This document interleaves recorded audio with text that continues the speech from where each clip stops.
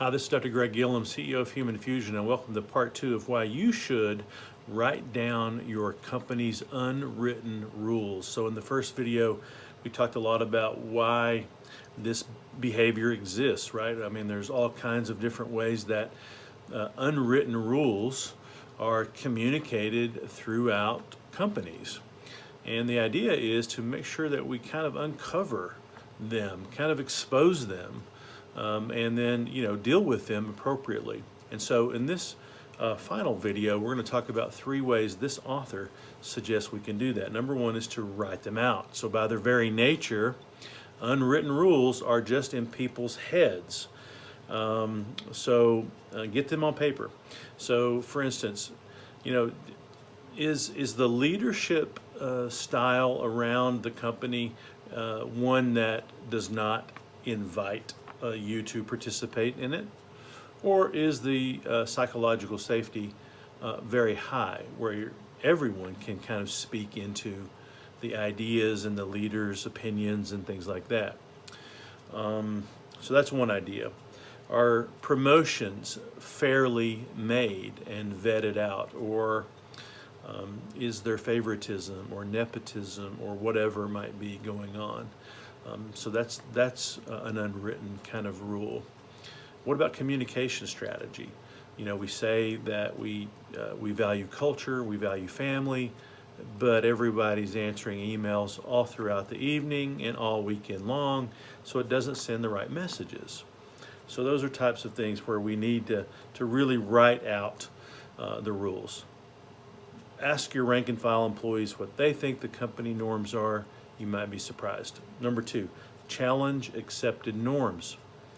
So at least once a year, you should really sit down and kind of go through what you feel like the norms are that's sort of driving behavior throughout the company, making sure that these unwritten kind of things that are going on, the perceptions that exist, are at least aligning with company goals, mission, vision, core values. If not, there needs to be a real serious change around these. Why?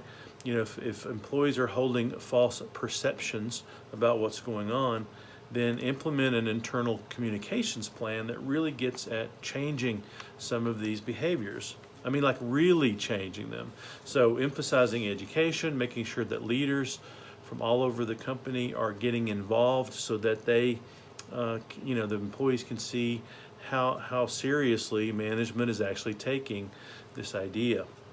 And then finally, over-communicate when the goalposts move. So what they're talking about there is the business strategy will evolve, and so will your company, and so will the norms. So for instance, in the beginning, the first 2 or 3 years, maybe you're a startup and maybe you value working 25 hours a day and 8 days a week.